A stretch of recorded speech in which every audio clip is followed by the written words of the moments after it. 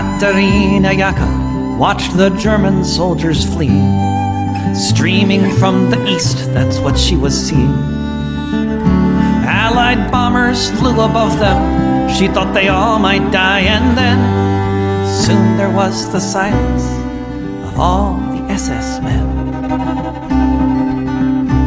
When the sun rose the next morning, it was the 1st of May, and they all sang the Internationale. They all sang the Internationale.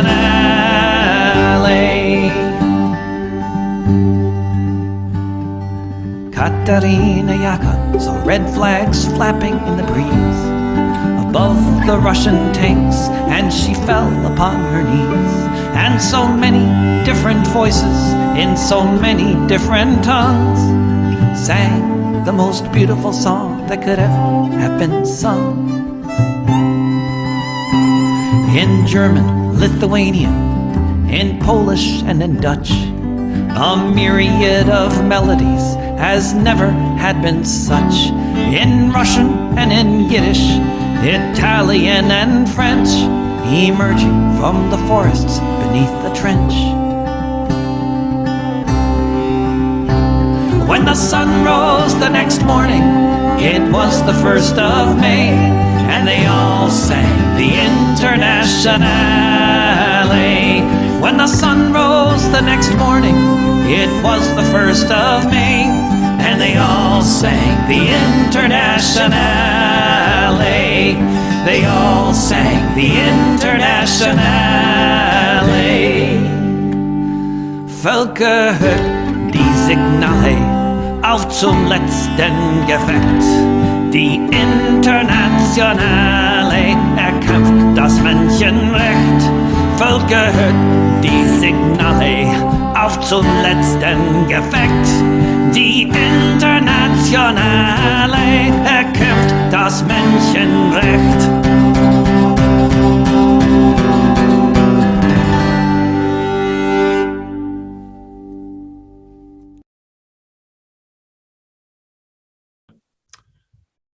Hello and welcome to Revolutionary Socialist Review with Chris Driscoll and Rainer Shea.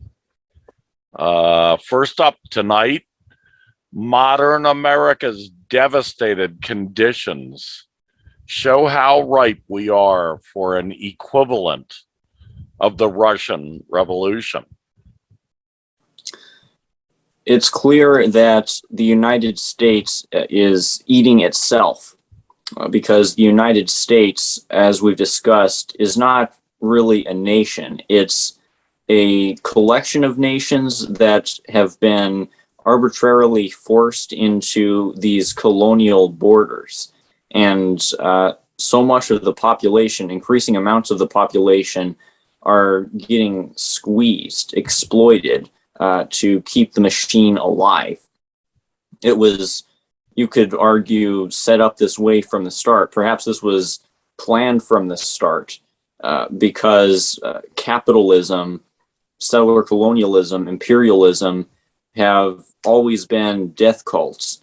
They've always depended on war to survive. They've always depended on pitting one part of the population against the other to survive. And because of this divided nature of the United States, the system, the country, they're now collapsing.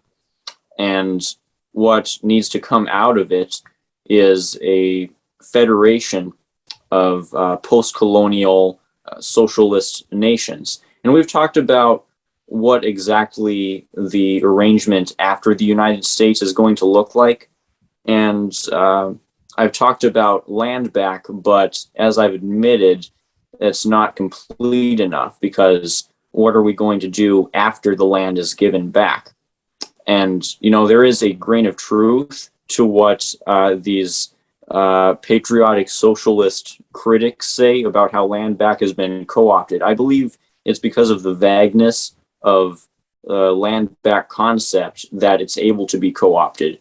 What we need to do as anti-colonialists is not embrace the American United States chauvinism of the patriotic socialists, but embrace anti-colonialism in a way which is more coherent than just land back.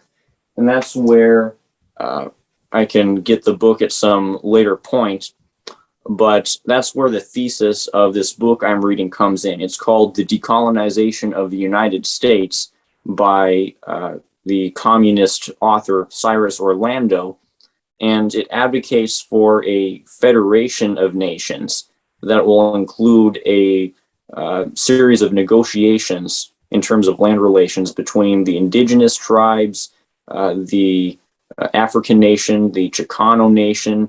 All of these groups that have been getting screwed over for hundreds of years by the U.S. empire are going to have an opportunity to determine their own destinies. And that's going to need to happen in a unified fashion in order for socialism to thrive. Yes, yes. It will be well, it'll be thrilling and surprising, and sometimes it'll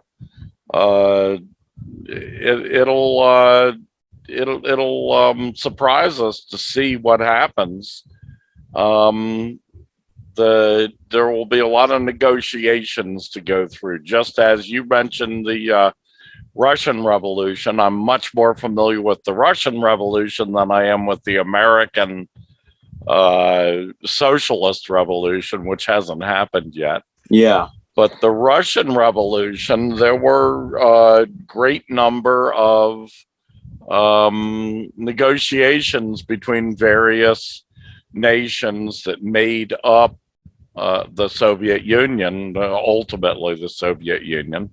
Soviet Union didn't come until after these negotiations, but the negotiations were tough and I think fair for the most part, fair to all the various oppressed nationalities that existed within the Russian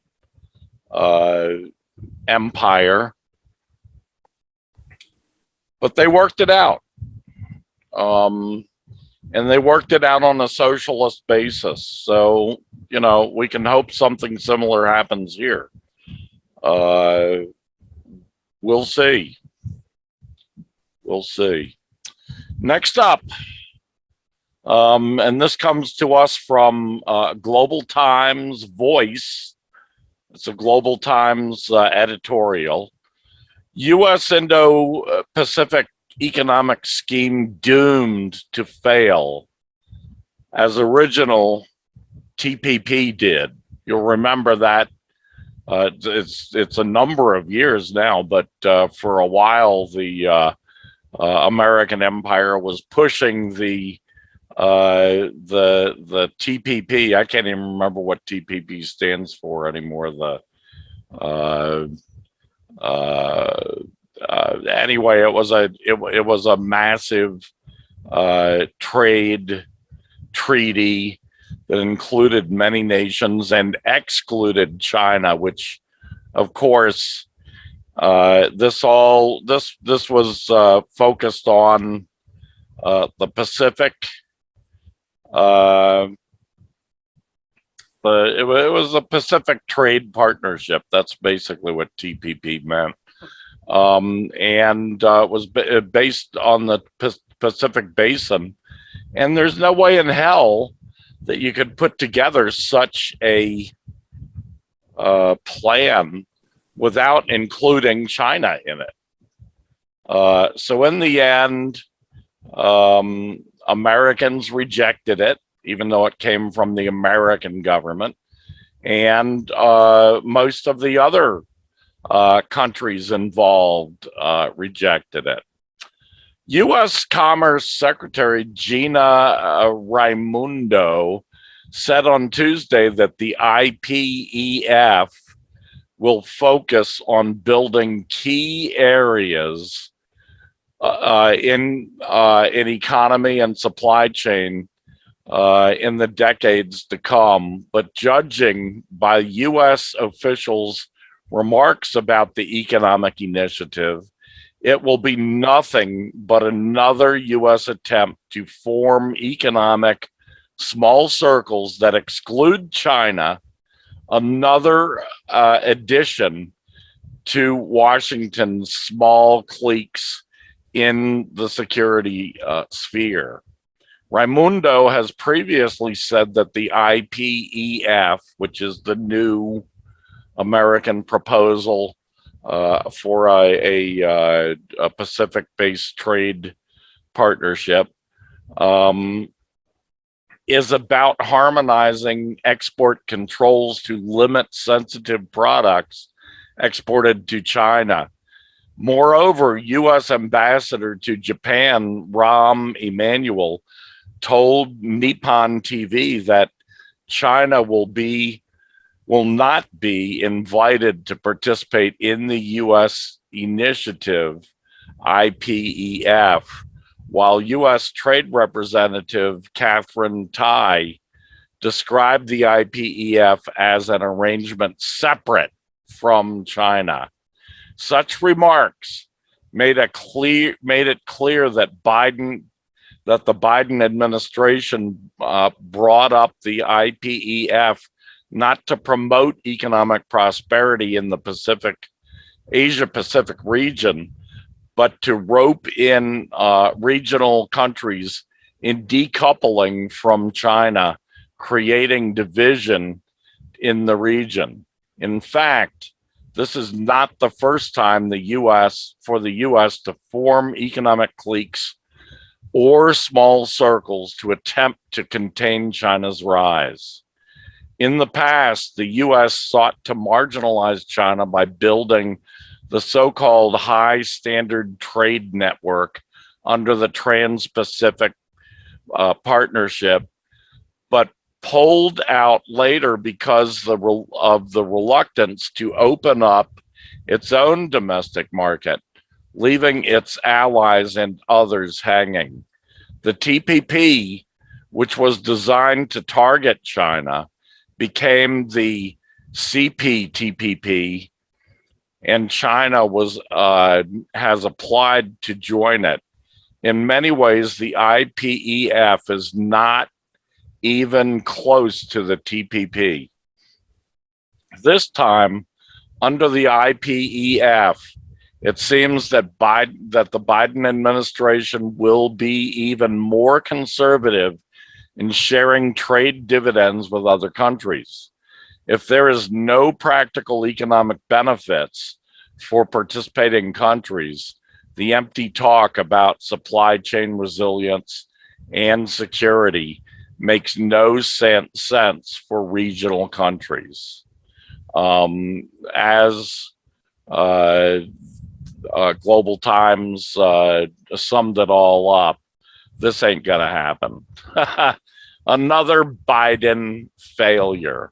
Biden is on his way in a few days to Japan and other countries in the Pacific region to push this plan. But my prediction is the same as Global Times prediction. This will be a failure, just like TPP was a failure. It seems like Biden is taking things more in the direction of what's called mercantilism, where countries think of economics in terms of, well, basically is a zero-sum game from what I understand, where they're always trying to get the trade upper hand against each other, where they're struggling against basically everybody else, trying to gain dominance in terms of who is the most advantageous in terms of trade, which is interesting because that goes against what the philosophical side on trade has been seemingly in terms of the Democrats versus the Trump Republicans, because Trump was taking things in the direction of trade isolationism, and the Democrats were wanting to reverse that seemingly. But it seems like with the way that capitalism is going, with the incredible weakening of capital that's occurring, the only way that capitalism can survive is through some sort of fascist, mercantilist isolationism. And that's probably going to be the way things head in the coming decades. That's going to go along with great human rights abuses. Yeah, well, that's an astute observation. I don't think that's the way things are going to go in the coming decades, because I don't think that any of the other countries involved are crazy enough to accept this. I think that's the way the American imperial government is going to push things. But as we've seen over and over again, the American imperial government is weaker and weaker and weaker.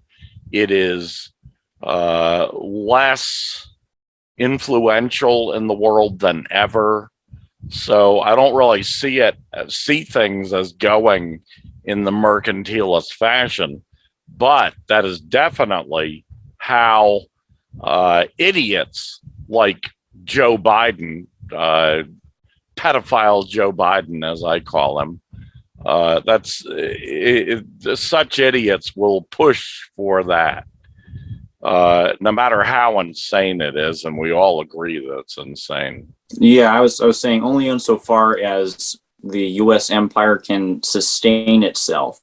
And what's going to come after is basically total collapse for capitalism. Yeah. Well, as we've seen right now, the U.S. empire is crumbling. I mean, even something like the sanctions that they have on Russia, as you pointed out last week, only the EU, Japan, basically the EU, Japan, and Canada are supporting this. That's what they call the whole world. But that is not the whole world. There's Asia, there's Africa, there's South America, there's Central America. Those places do not support Russian sanctions, just as they will not support a mercantilist nightmare that Biden is pushing. So, next on the list, U.S. empire seeks to use Ukraine to destabilize Eurasia in the model of how it destroyed Yugoslavia. There are some parallels between, they're actually pretty much exact parallels between what the United States has been trying to do to Russia throughout the new Cold War and what the U.S. did to Yugoslavia. The U.S. hopes to simultaneously bring about a fascist revolution to Russia and break Russia into several pieces. And to do that, it's of course going to have to install several far-right U.S. puppet leaders within a series of new countries where Russia currently is.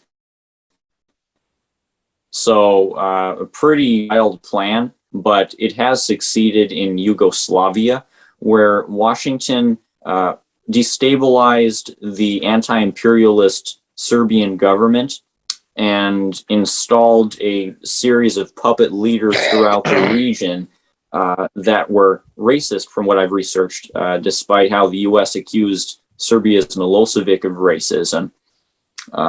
Throughout this campaign, there were a wave of atrocity stories where Washington was pinning all of these war crimes, all of these human rights abuses onto Milosevic, like how they're pinning these abuses and war crimes onto Putin. and instrumental has been the pitting of one part of this region against the other. They've carried out a coup within Ukraine. They've turned Ukraine into a vehicle for NATO's anti-Russian campaign. And this goes for within Ukraine's borders as well as for around the world, because they're literally using the civilians in Ukraine as human shields in order to then spin this as a Russian war crime and demonize Putin around the globe. Though for the most part, this has been ineffectual in getting the rest of the world to go along with the sanctions against Russia. It's for this reason, and for so many of the other reasons, the U.S. empire is increasingly ineffectual, that Washington will not succeed at balkanizing Russia. What's actually happening is Ukraine itself is getting balkanized. It's getting broken up into these pieces out of moral necessity, because the peoples in the eastern part of Ukraine, who have been so heavily targeted by the fascist Kiev regime's human rights abuses, have fought for their independence. And now they're going to get that independence forever, because Russia is going to win. Yes, it's ironic, isn't it? This thing has so backfired on the American empire. The American empire hoped to balkanize Russia, to smash Russia into pieces. And in fact, Ukraine is the one that will be smashed into pieces. Not that the U.S. cares a whit about the people in Ukraine, but I mean, Ukraine was always a bastard, a bastard federation to begin with. It, you know, there were. I mean, when you look at the map of Ukraine over the last 300 to 400 years, what Ukraine was 400 years ago was a small sliver of what it is today. And that's because they gained different parts from the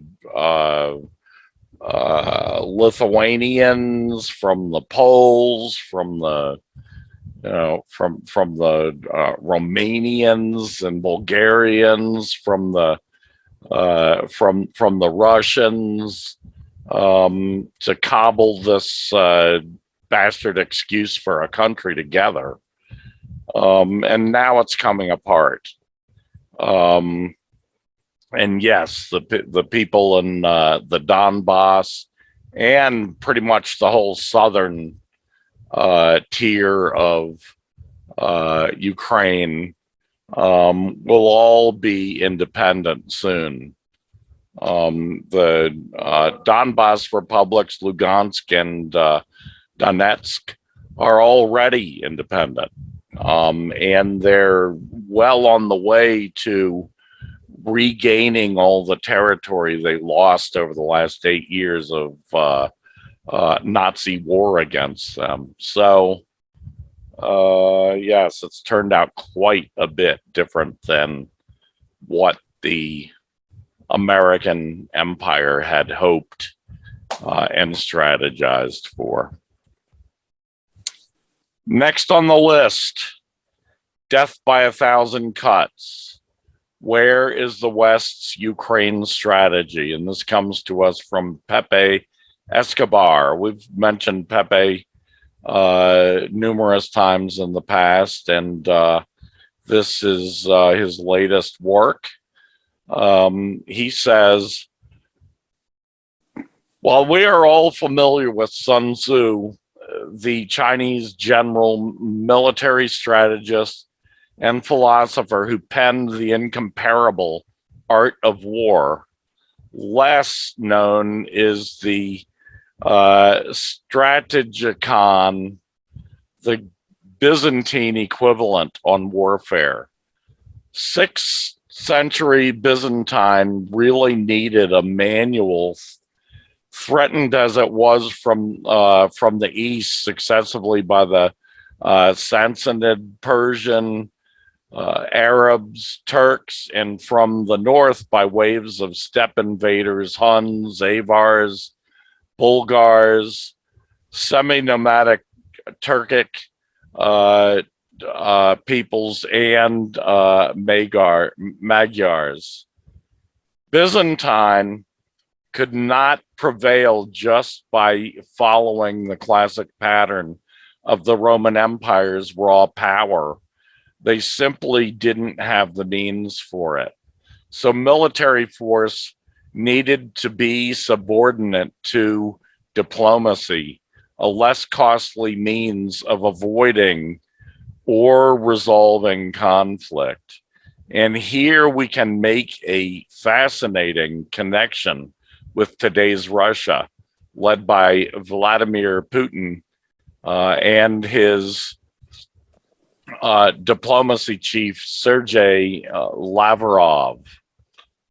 But when military means became necessary for Byzantium, as in the Russian Operation Z, it was preferable to use weaponry to contain or punish adversaries instead of attacking with full power. Strategic primacy for Byzantium, more than diplomatic or military, was a psychological affair. The whole strategia itself is derived, the word strategia itself is derived from the Greek strategos, which does not mean general in military terms, as the West believes, but historically corresponds to a managerial politico-military function. It all starts with si vis pacem par bellum. If you want peace, prepare for war. Confrontation must develop simultaneously on multiple levels: grand strategy, military strategy, operative, tactical. But brilliant tactics, excellent operative intel, and even massive victories in a larger war theater cannot compensate for a lethal mistake in terms of the grand strategy. Just look at the Nazis in World War II. Those who built up an empire such as the Romans, or maintained one for centuries, like the Byzantines. Of course, the Byzantines were the Roman Empire, so that's a kind of a nonsensical sentence, but that's what he says. Never succeed without following this logic. Those clueless Pentagon and CIA experts.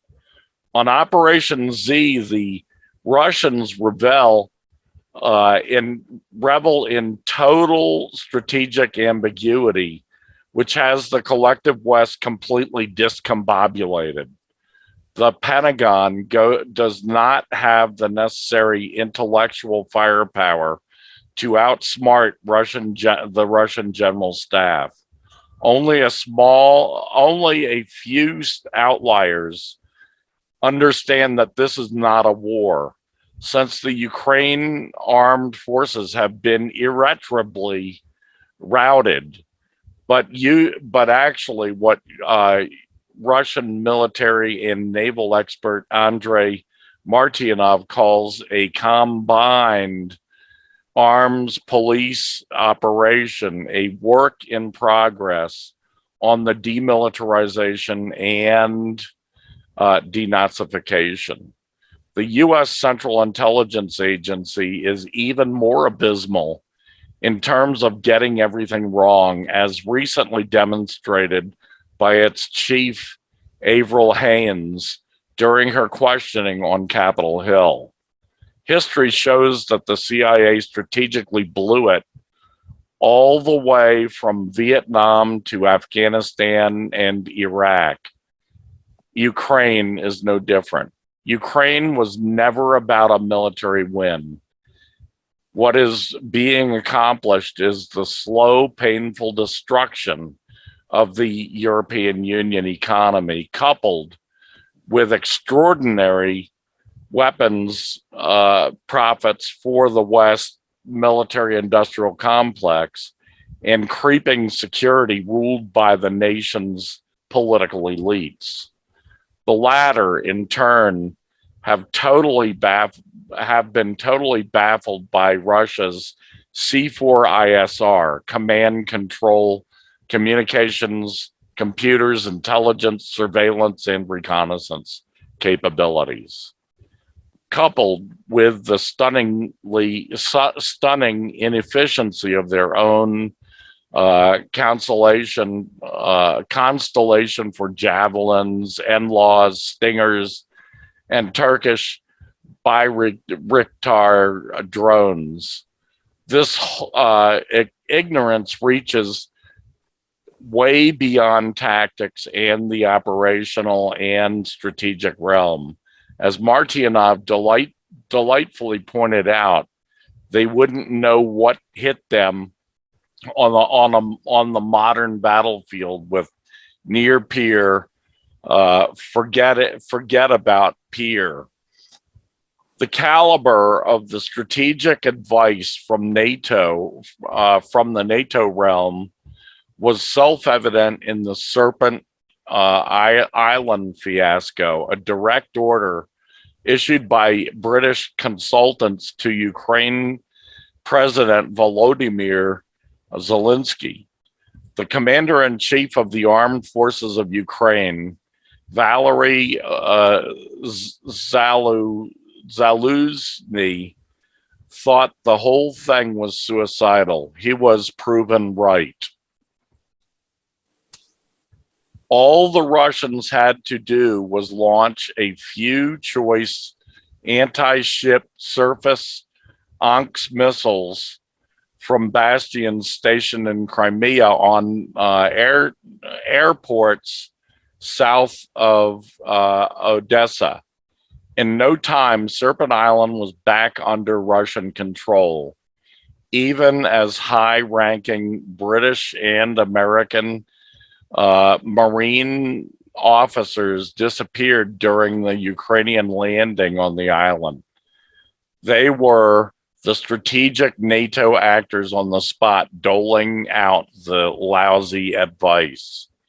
Extra evidence that the Ukraine debacle is predominantly about money laundering, not competent military strategy, is Capitol Hill approving a hefty extra $40 billion in aid to Kiev.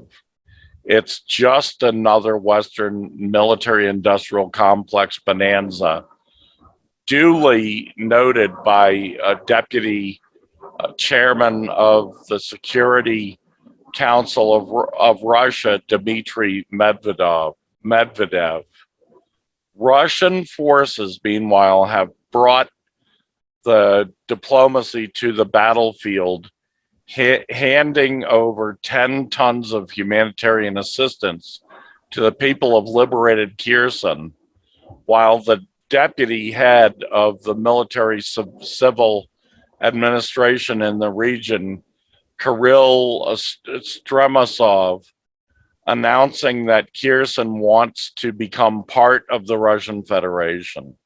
In parallel, George Muradov, deputy prime minister of the government of Crimea, has no doubts that the liberated territories of the south of the former Ukraine will become another region of Russia. This, as we assess from our communication with the inhabitants of the region, is the will of the people themselves, most of whom lived for 8 years under conditions of repression and bullying by the Ukronazis.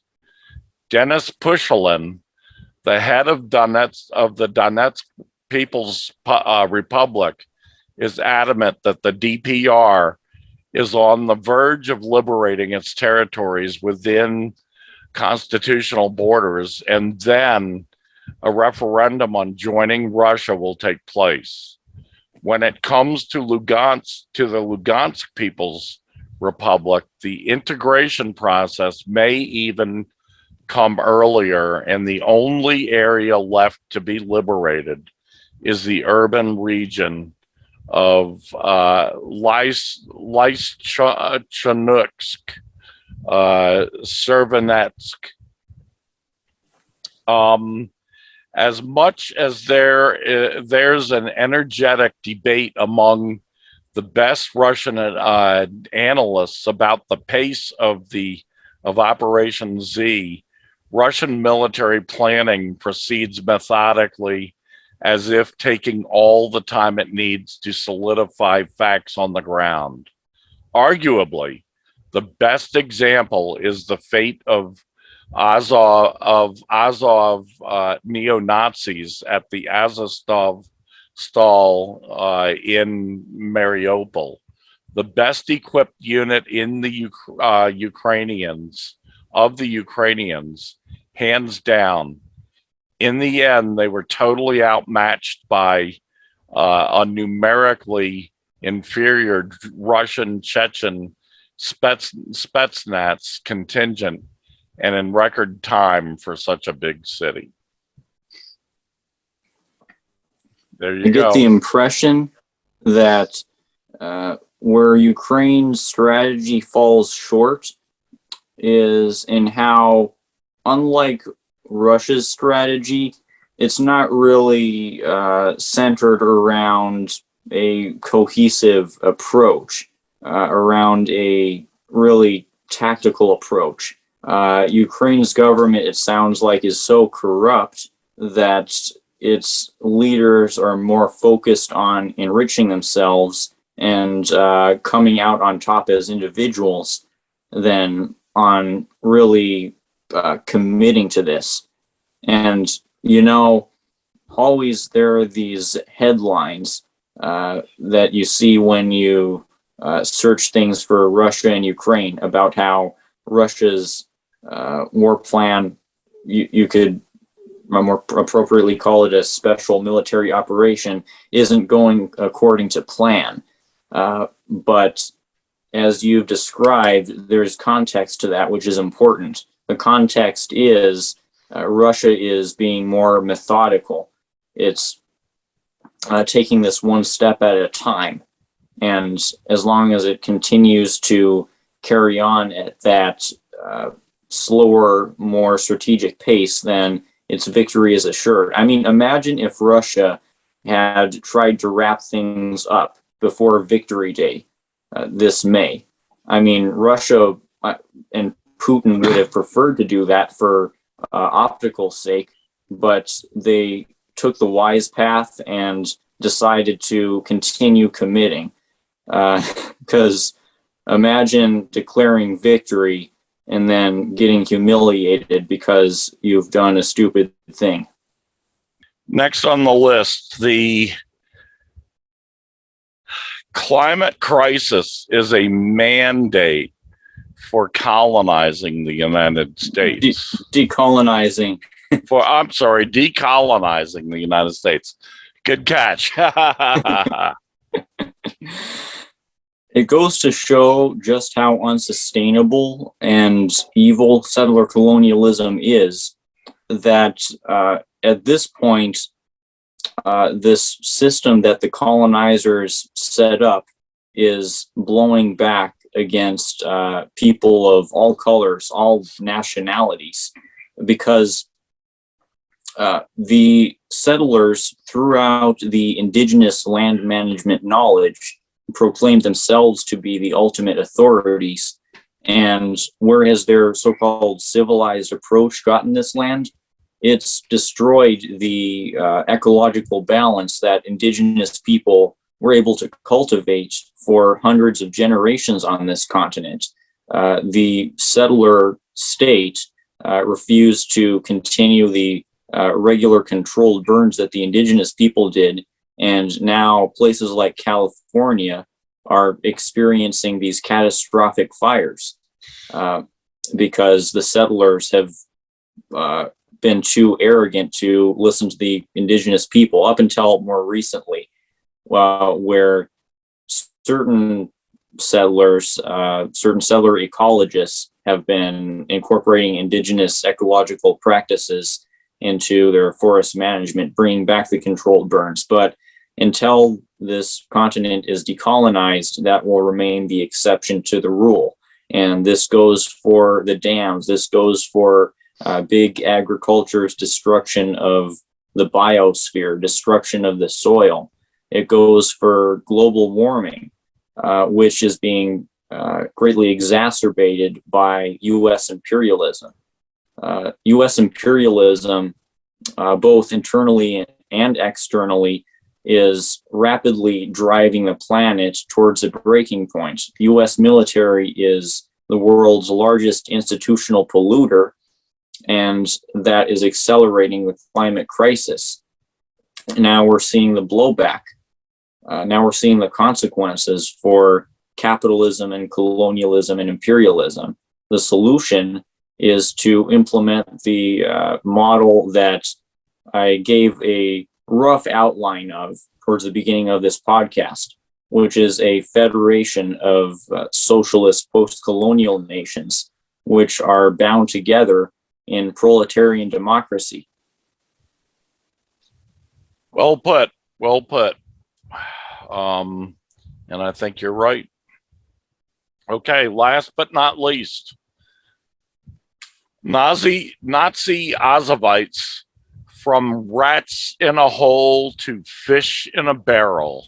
This is what denazification looks like. And of course, Nazi Azovites are the Nazis who make up the Azov battalion in the Ukrainian military, an avowedly Nazi battalion of the Ukrainian military.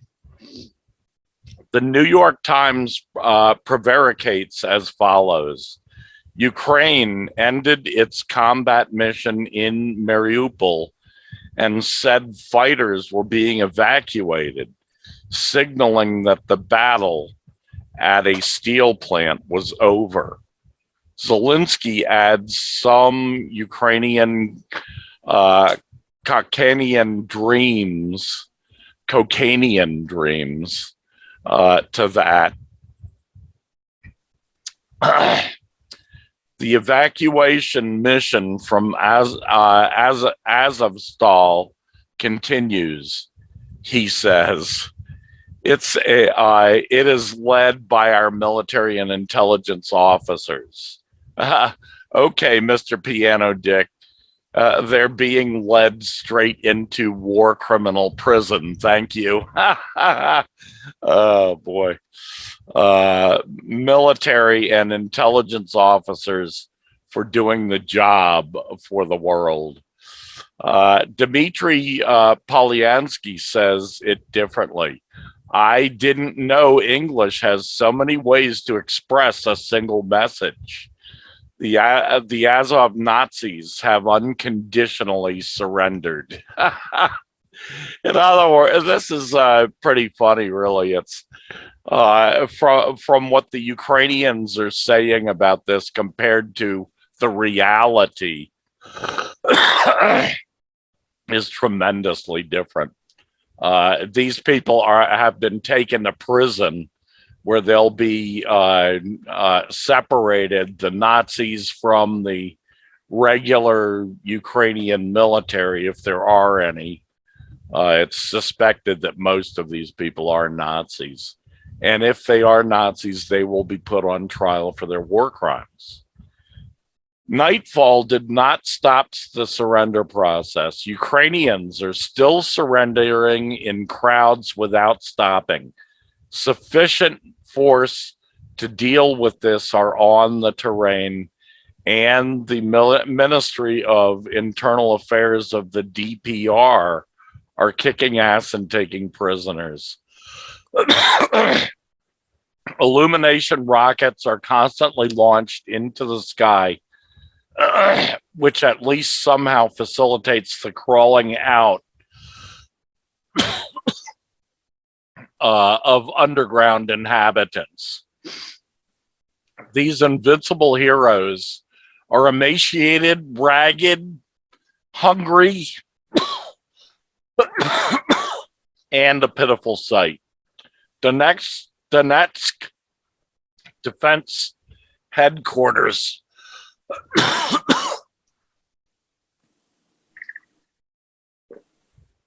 excuse me, I had to take a drink there. Donetsk Defense Headquarters, 992 Azovites surrendered, and the process continued. In the meantime,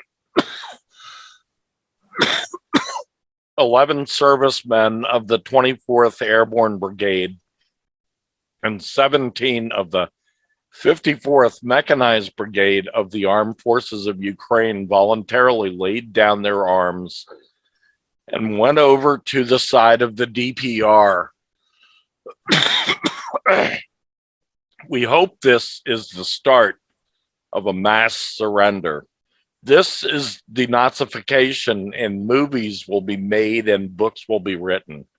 After this major loss of prestige, expect a doozy of a false flag. So there you have it, as the Ukronazis of the Azov battalion slowly but surely give themselves up and crawl up out from under the caverns and tunnels under the Avastal steel plant in Mariupol. It's another step in the right direction, definitely.